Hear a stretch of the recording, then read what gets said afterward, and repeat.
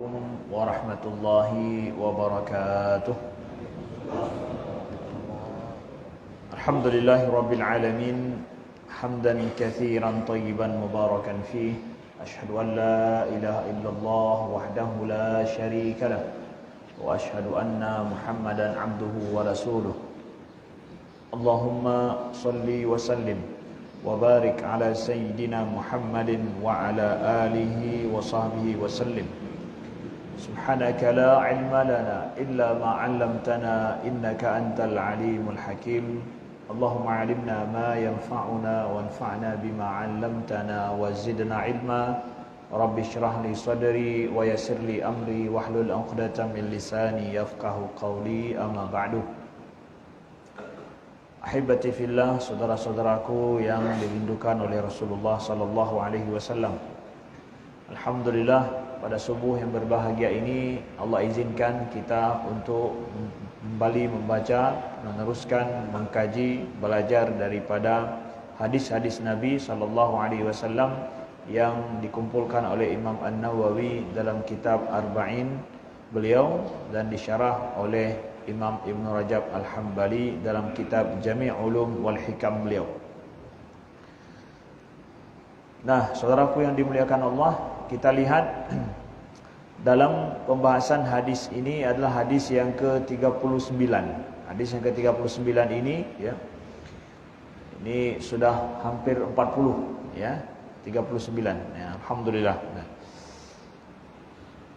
An Ibnu Abbas radhiyallahu anhuma anna Rasulullah sallallahu alaihi wasallam qala innallaha tajawaza li an ummati al-khata' wan nisyan wa mastukrihu alaihi. Hadisun hasanun rawahu Ibnu Majah wal Baihaqi wa ghairuhuma. Nah.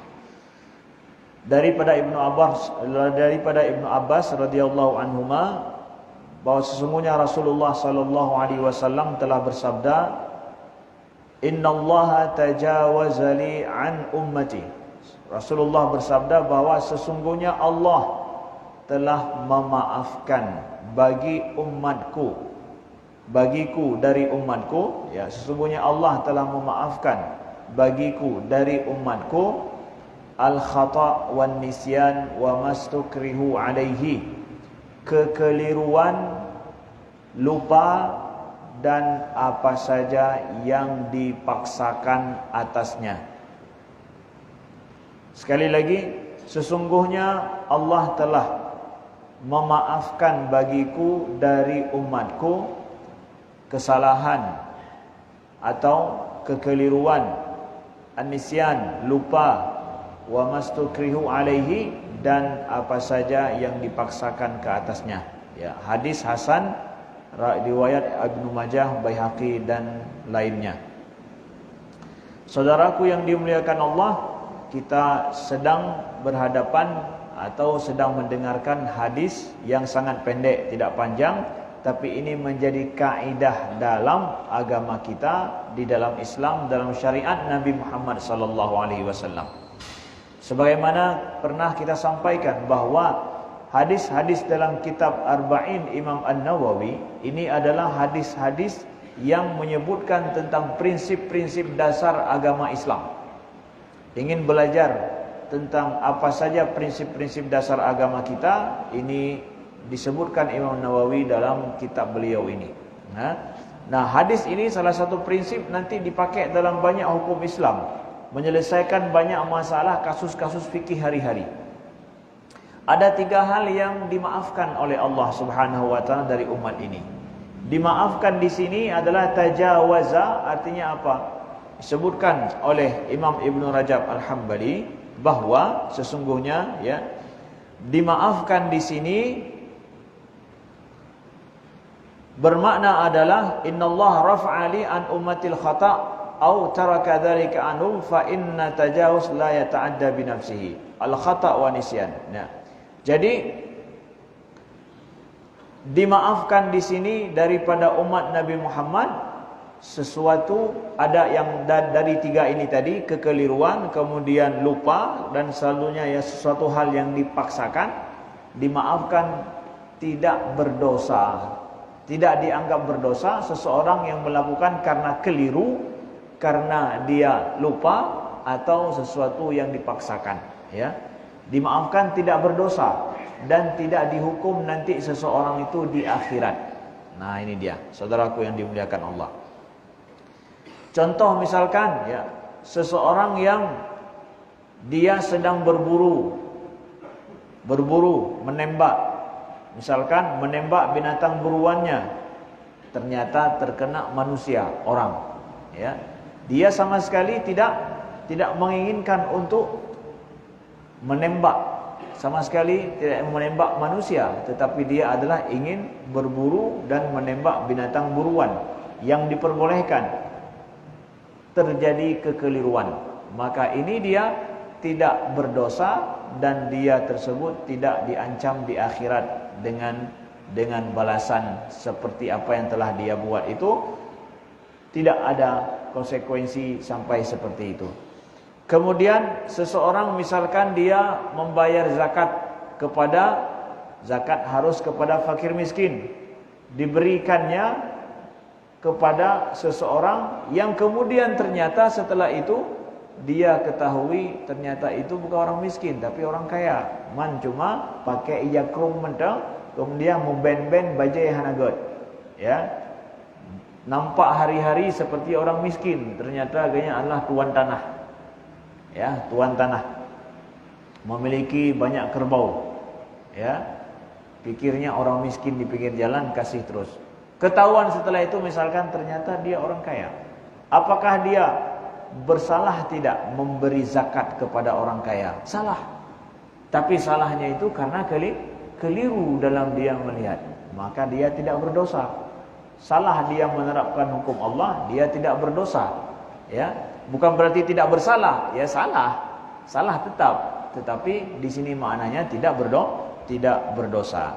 Nah, kita lihat pembahasannya sedikit demi sedikit, ya. Kalau dijelaskan oleh para ulama, ini Nabi katakan dimaafkan bagi umatku. Memangnya umat yang terdahulu kalau mereka berbuat seperti ini dianggap berdosa.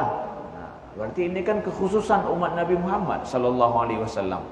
Umat Nabi Muhammad kekhususan ini, 3 hal ini kalau dilakukan umat Nabi Muhammad tidak dianggap berdosa. Nah, karena umat terdahulu seperti umat Nabi Musa itu kalau mereka berbuat kesalahan, baik lupa dan yang lain, ini dianggap berdosa. Dianggap berdosa pada umat sebelum umat Nabi Muhammad sallallahu alaihi wasallam. Bani Israel itu, ya, tetap dianggap berdosa. Makanya di antara doa yang Allah sebutkan dalam Al-Qur'an, Rabbana la tu'akhidna in nasina aw akhtana. Rabbana la tu'akhidna, ya Allah janganlah engkau menghukum kami bima nasina aw akhtana, dengan sesuatu yang kami lupa atau kami keliru. Kenapa diajarkan doa seperti ini, ya? Karena ini sesuai dengan prinsip dalam hadis ini juga, bahwa umat Nabi Muhammad berarti boleh dimaafkan dalam masalah kelupaannya, dalam masalah kekeliruannya, berbeda dengan umat yang terdahulu, saudaraku yang dimuliakan Allah, ya.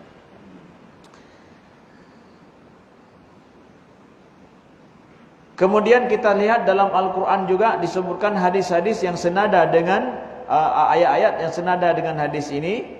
Walaysa 'alaikum junahun fima akhta'tum bihi walakin ma ta'ammadat qulubukum. Ahzab ayat 5. Dalam Al-Quran juga ada ayat yang Allah sebutkan, dan tidaklah mengapa bagimu atasmu terhadap apa yang engkau keliru atasnya, walakin ma ta'ammadat qulubukum, tetapi engkau akan dihukum pada sesuatu yang engkau sengajakan dengan niatmu, dengan hatimu. Jadi dianggap sesuatu berdosa itu kalau memang sudah diniatkan sedari awal.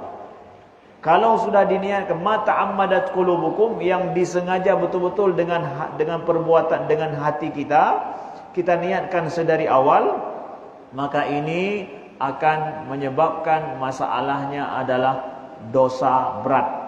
Hukuman dapat, dosa juga dapat. Tetapi sesuatu yang tidak disengaja, sesuatu yang tidak diinginkan dengan hati, tapi terjadi, itu dosa, maka itu tidak dianggap berdosa. Saudaraku yang dimuliakan Allah. Wal khata' huwa an yaqsida bi fi'li syai'an fayusadifu fi'lu ghaira ma qasadahu, ya. Maka kekeliruan itu artinya apa? Seseorang menginginkan berbuat sesuatu, tetapi yang muncul ternyata adalah bukan apa yang dia inginkan, yang dia niatkan. Itu berarti kesalahan. Saya niat ini, kok terjadinya itu. Itulah yang dimaksud dengan kesalahan. Sedangkan lupa adalah an yakuna dzakiran li syai'in fayansahu 'indal fi'li wa kilahuma ma'fuun anhu, ya. Makna lupa apa? Lupa yang seperti apa? Yang dimaafkan, yaitu seseorang pada dasarnya dia ingat, ya, terhadap sesuatu, tetapi ketika dia melakukannya dia lupa. Seseorang misalkan dia sholat, dia tahu bahwa untuk sholat itu harus wuduk dulu. Harus wuduk dulu baru sholat. Kemudian ternyata dalam dia sholat dia tidak berwuduk. Dia sholat tidak berwuduk. Lupa dia kalau dia berwuduk dulu sudah batal, ya. Dia berwuduk dari rumahnya, kemudian pergi sebentar, pikir karena belum azan misalkan, duduk ngopi atau duduk sebentar. Ternyata setelah itu batal wuduknya. Dia ingat nanti, ya udah saya perbaharui wuduk ketika di masjid misalkan. Ternyata sampai ke masjid, masuk langsung ke dalam masjid. Solat dia melakukan kesalahan tidak?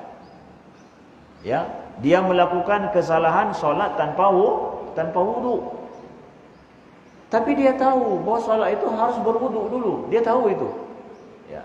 Tetapi ternyata yang dia ingat itu, yang kejadian bukan seperti itu. Lupa dia.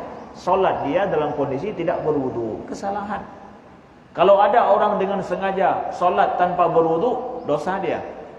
Meremehkan hukum Allah, enggak perlu wuduk lagi, solat terus, ya. Enggak, ini berdosa kalau dia dari awal dia niatkan, tapi ternyata dia solat ini karena kelupaannya, maka dia tidak berdosa karena dia lupa. Saudaraku yang dimuliakan Allah, tidak berdosa dia dalam kondisi ini.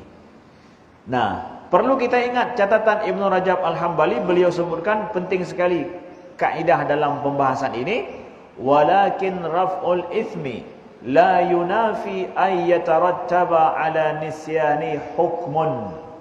Nah, baik, jadi Ustaz, kalau seandainya ada 3 hal ini kita lakukan karena 3 hal, karena kita keliru, bukan kita niatkan seperti itu, atau karena kita lupa seperti tadi, atau dipaksakan ke atas kita, illa man ukriha wa qalbu mutmainnun bil iman, seperti Allah sebutkan dalam Al-Qur'an bahwa seseorang yang dipaksakan untuk mengucapkan kata-kata kufur tetapi hatinya tenang dengan iman, maka itu tidak berdosa dia.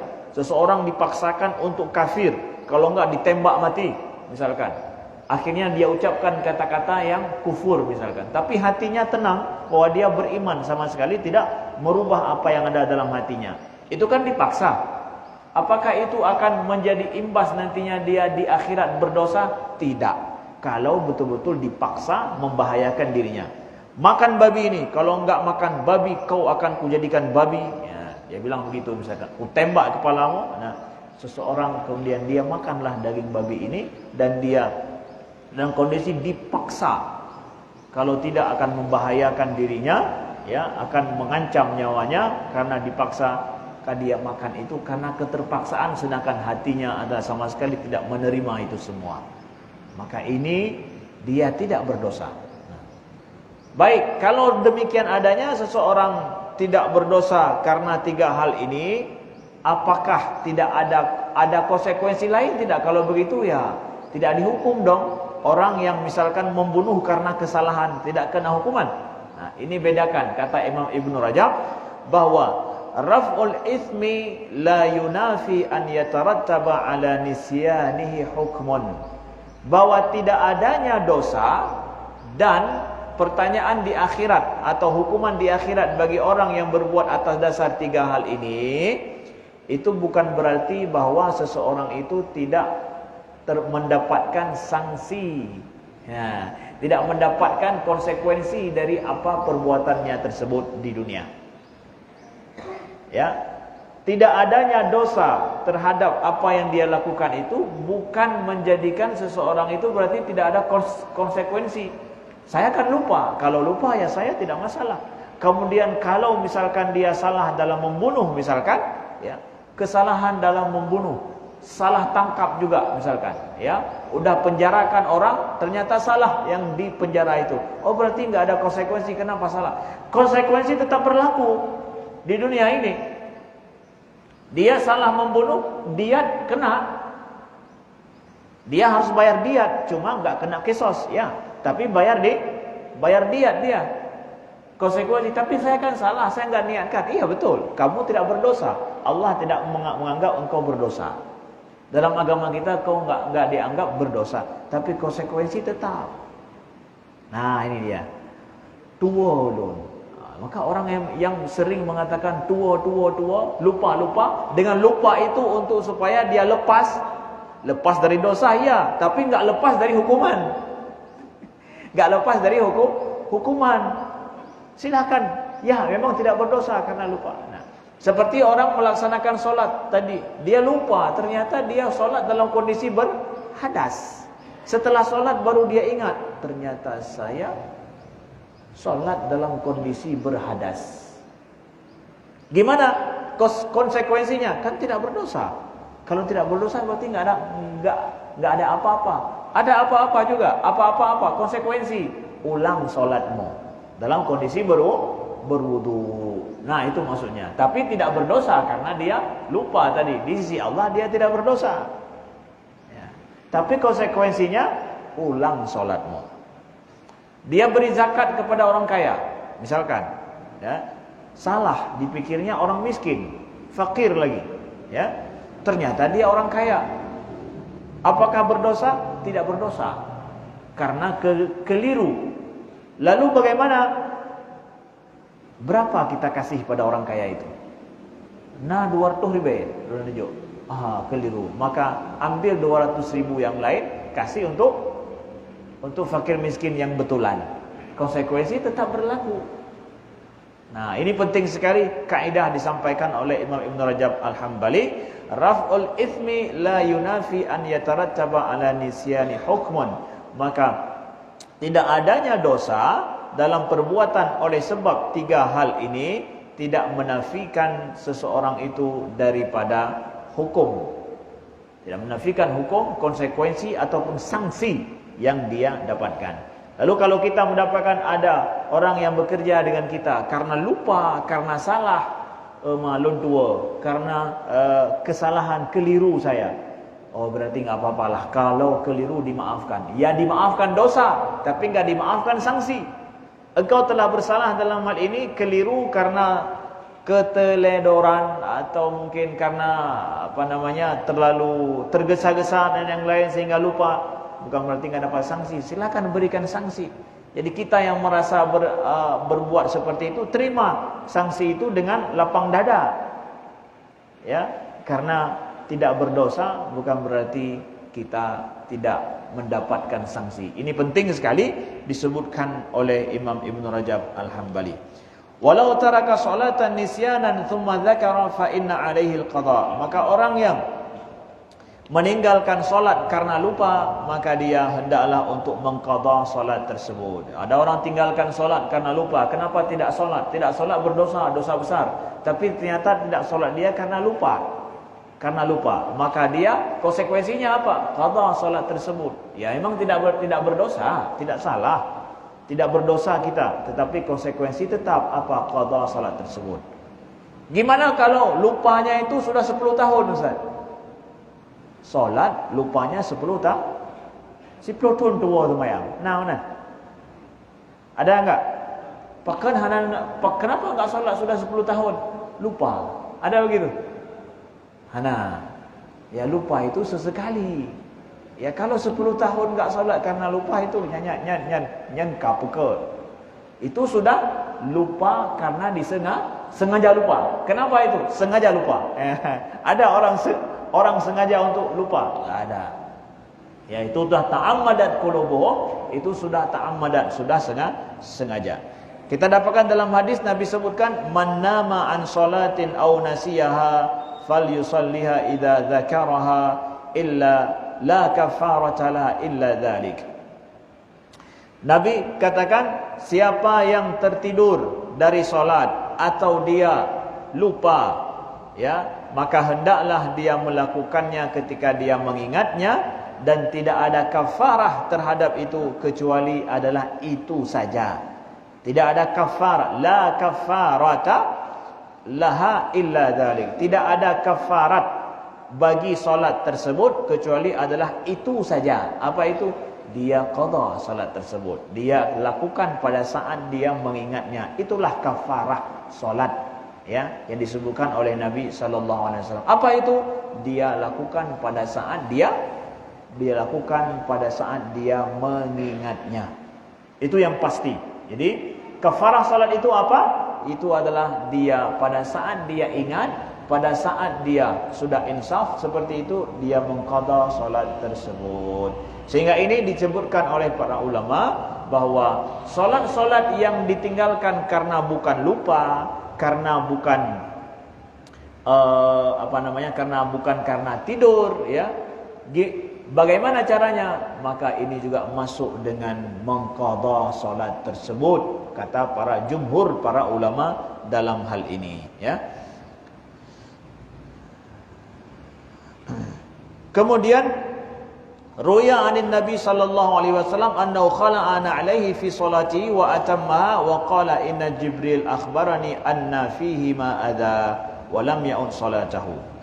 Walau takallama fi salati nasiyan annahu fi salah fa fi butlani salati dzalika qaulan masyhuran wa Syafi'i annahu la tabtulu bidzalik. Nah, seseorang yang misalkan dia itu dalam salat dia berbicara, tapi tua tu bahwa beliau dalam salat. Ada begitu, ya. Para ulama mazhab dalam fikih membicarakan itu. Seorang yang ngomong dalam solat, kan tidak boleh ngomong dalam solat membatalkan solat, tapi dia lupa kalau dia sedang dalam solat. Nau dari rumah, nah. Padahal tengah sembahyang, ya. Nau dari rumah, nah. Ya, bukan. Nah, itu refleks juga, ya. Tua yang tengah dalam sembahyang karena biasa nau tanya lagi kan gitu. Biasa orang Aceh benar. Ya, gimana? Dalam mazhab Imam Syafi'i, kalau dia lupa berbicara, ini kan berbicara menyahut orang, ya. Kalau dia lupa betul-betul dalam solat, maka itu dianggap tidak batal solatnya, lanjutkan. Dalam mazhab Imam Syafi'i seperti itu. Begitu juga seperti orang makan minum ketika sedang puasa, dia lupa sedang puasa, gimana? Lanjutkan, ya. Kalau betul-betul lupa, yang jangan lupanya setiap zuhur. Setiap bulan puasa tip lo dua kan. Pajak bu tapi tip ro. Pakan pajak bu lo tapi dua. Ya mungkin yang tip lo man tiga je. Yang betul dua. Menyetip lo pajak bu, ya berarti yang lupa dengan sengaja, lupa dengan yang diniatkan dengan sengaja. Yang hanal pakai. Ya, begitu saudaraku yang dimuliakan Allah.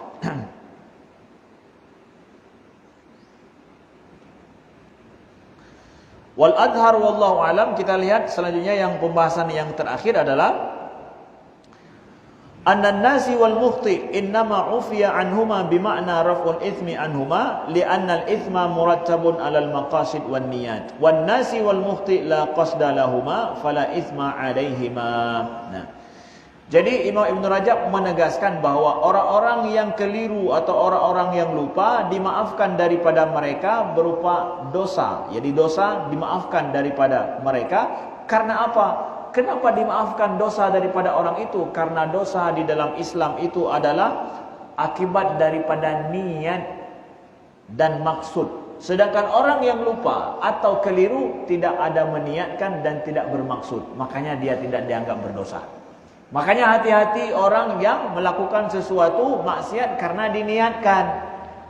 Disengaja dimaksudkan. Maka membunuh dengan berencana berat sekali. Berat sekali dosanya. Ya, saudaraku yang dimuliakan Allah. Bahkan dikisas dia. Ya. Nah, dari sini ya Imam Ibn Rajab menegaskan, kenapa orang itu tidak berdosa? Karena dia tidak meniatkan. Di dalam Islam dosa itu diambil dari mana? Dari maksud dan niat kesengajaan. Begitu juga kalau kita berbuat amalan taat. Amalan taat diniatkan baru dapat ibadah misalkan. Itu harus diniatkan. Kalau enggak diniatkan enggak jadi ibadah. Maka dalam Islam niat itu a'malu binniyat. Semua amalan itu didasarkan pada niat. Ya, kalau dia ingin berbuat taat, pakai niat untuk taat. Berbuat salah dosa, kalau dia niatkan, ya dia akan mendapatkan dosa. Kalau dia niatkan sebuah perbuatan memang sengaja untuk berbuat kesalahan itu. Begitu kata Imam Ibn Rajab. Wa amma raf'ul ahkam anhuma falaysa muradan min hadhihi nusus fayahtaju fi thubuti wa nafi ila dalilin akhar. Adapun konsekuensi hukum di belakang itu tidak dimaksudkan dalam hadis ini, itu perlu kepada pembahasan hadis-hadis yang lain. Jadi hadis ini bicara tentang tidak berdosa, bukan bicara tidak kena sanksi. Nah, begitu maksudnya. Seseorang yang berbuat kesalahan karena lupa dan karena keliru tadi, sanksi tetap berlaku sesuai dengan perbuatan apa yang dia lakukan.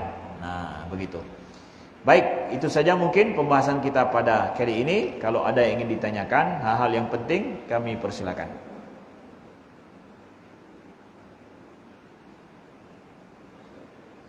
Ya, silakan.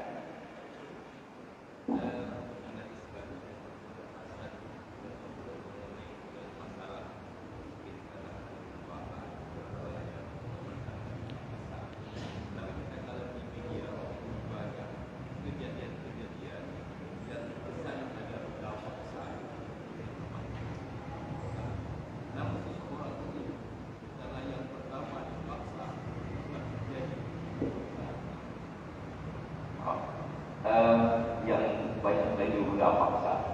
Namun yang serba salah, katakanlah seorang wanita ini yang pertama dasarnya udah paksa, tapi kemudian terjadinya sudah berulang kali dia sudah serba salah, menyampaikan, mengadu kepada pihak lain, dia ada rasa malu dan sebagainya. Akhirnya sudah hampir terus-menerus perbuatan itu yang terjadi. Bagaimana nasib si katakan yang pertama udah paksa itu? Apakah dia itu berdosa terus demikian? Jadi dimaksudkan dalam pertanyaan ini adalah seseorang yang pertama dipaksa untuk melakukan sesuatu, kemudian setelah itu dia tidak berdaya untuk melawan. Terjadi sekali lagi begitu. Kemudian terus terjadi terus menerus, ya, sampai akhirnya ya karena perasaan malu dia untuk mengungkapkannya terjadi secara terus menerus seperti itu. Baik. Perbuatan dosa dilakukan karena terpaksa. Dan dia tidak punya daya upaya untuk keluar daripada keterpaksaan tersebut. Dulu ada di dalam Al-Quran disebutkan ada wanita budak yang dipaksakan oleh tuannya untuk berzina. Ya, dipaksakan oleh tuannya untuk berzina. Nauzubillahi min dzalik. Ya.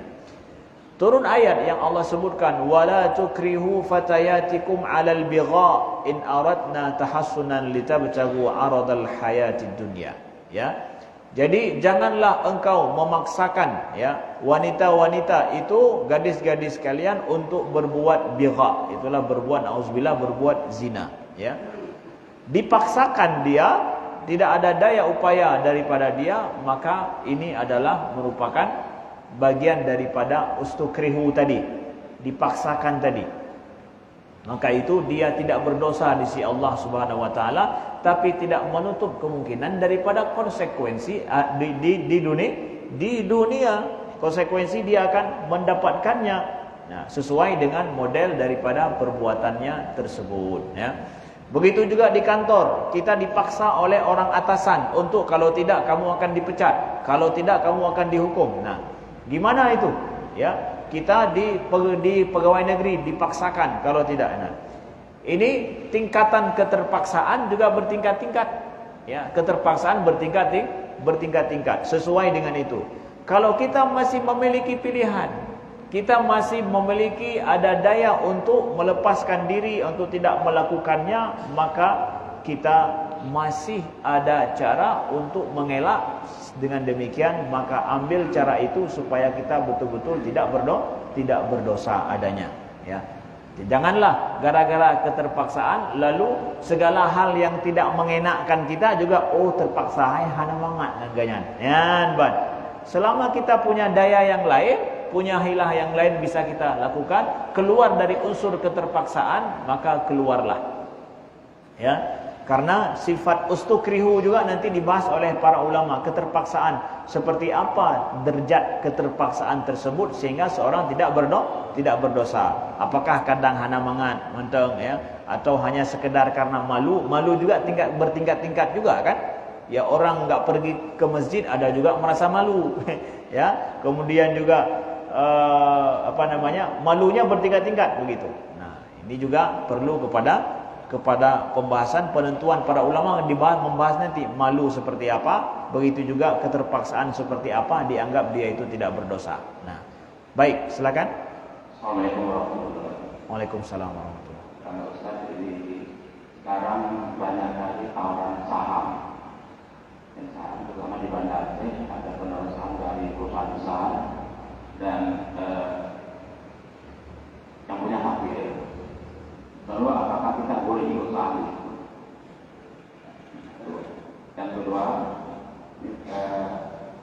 ada di internet mungkin ada forex, katanya tidak boleh ikut Pak Ustaz. Lalu bagaimana dengan Indomaret? Indomaret kan kita juga demikian, kita taruh uang kita di situ, kita nggak kerja apa-apa, semua tenaga dikelola oleh pihak Indomaret, lalu tiap bulan kita dapat hasilnya kadang-kadang sedikit, kadang-kadang. Terima kasih. Ya, baik. Tadi ada saham, penawaran saham, penarukan saham di Banda Aceh. Maksudnya saham di mananya, di perusahaan apa? Ada perusahaan kesehatan, di sana kan dibuka. Nah, kata-kata rumah sakit. Ya. Rumah sakit itu punya korporat yang besar sekali. Ya. Lalu pada kita ditawarkan untuk ikut serta, ya, baik. Ya. 1% itu 1 miliar. Ya. Jadi kita kan bisa ikut di situ, bisa tidak ikut. Ya. Nah, Baik. Tetapi ya, dipahami ya. Tetapi nanti kita belum tahu nih visinya. Pasti visi akhirnya mereka pasti tidak tahu lah kita. Seperti itu mereka visi akhirnya tidak tahu. Hasil mereka itu akan dibawa kepada visi mereka. Ya, baik. Masalah menghitungkan saham ikut dalam kita menabung ataupun berkontribusi dalam saham. Gimana itu? Nah, tidak semua masalah saham itu haram, ya. Tidak semua masalah saham itu haram, ya. Boleh enggak kita trading dalam masalah saham tersebut? Pertama adalah permasalahan saya ikut memodalkan dalam bentuk saham itu, dipertanyakan saham kita itu dipakai kemana, di perusahaan apa yang akan mengembangkan modal kita tersebut. Kalau seandainya saham sekedar saham dipakai terserah, nggak tahu kita apa, pokoknya saya mau untung di akhir, nah ini tidak boleh, ya, karena boleh jadi dipakai oleh perusahaan yang haram hukumnya. Oleh perusahaan rokok misalkan, perusahaan minuman keras, bir dan yang lain, perusahaan peternakan babi, ya. Ya saya nggak tahu lah, pokoknya saya sudah taruh saham di pasar saham, setelah itu mereka pakai kemana suka-suka mereka. Nah ini yang begini tidak boleh. Makanya sekarang berkembang di Indonesia ada pasar saham syariah, yang dimana saham yang masuk ke situ semua dikelola dalam bingkai syariah dan di perusahaan-perusahaan yang halal saja, nggak boleh kepada yang lain. Nah jadi kalau saham secara umum kemana?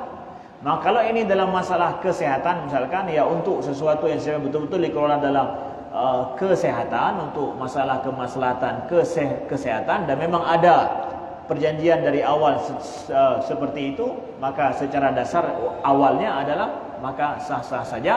Tinggal kemudian pengelolaannya seperti apa, ada unsur riba atau tidak. Setiap ininya ada ketentuan cara mainnya sendiri. Tapi catatan awal adalah harus diketahui, ini saham ini nanti dikelola untuk apa, oleh siapa, ya? Apakah ada unsur ada halal di situkah perusahaan ini, pekerjaan yang akan mengelola saham kita ini atau tidak. Itu unsur yang pertama yang harus diperhatikan. Jadi nggak semua pasar saham haram, nggak semua juga halal. Ada nanti cara mainnya seperti apa. Nah, lihat lagi kepada cara main dan ketentuan-ketentuan dalam saham ini seperti apa. Adapun yang selama ini banyak di kalangan anak muda kita trading itu melalui aplikasi, tiap hari itu lihat trading itu melalui aplikasi, maka ini tidak boleh, saudaraku yang dimuliakan Allah. Tidak bolehnya kenapa? Yang pertama, enggak ketahuan itu dipakai dana kita untuk siapa, untuk apa, ya? Untuk apa dipakai dana kita, siapa yang pakai, dikelola untuk apa, halal haramkah, adakah, itu tidak ada. Kemudian itu bisa rugi sekaligus dalam satu waktu. Ya, bisa saja kalau sistemnya rusak, kemudian alih hana moho kagak dopek. Ya, enggak bisa kita nuntut kemana. Nah, jadi ini nomor 2. Yang nomor 3 adalah gaya hidup hanya ingin untuk mendapatkan untung melalui, ya, untung melalui perkara yang seperti itu, hanya untuk melihat grafiknya seperti apa, jual beli itu terus gaya hidup ini, itu gaya hidup yang tidak sehat dan gaya hidup tidak membuat kita kaya. Hanya kaya bodong. Kaya bodong. Sekali menang, 3 kali kosong. Nah, begitu, ya. Begitu saudaraku yang dimuliakan Allah, ya. Terakhir ada? Tidak ada? Baik. Ada terakhirnya.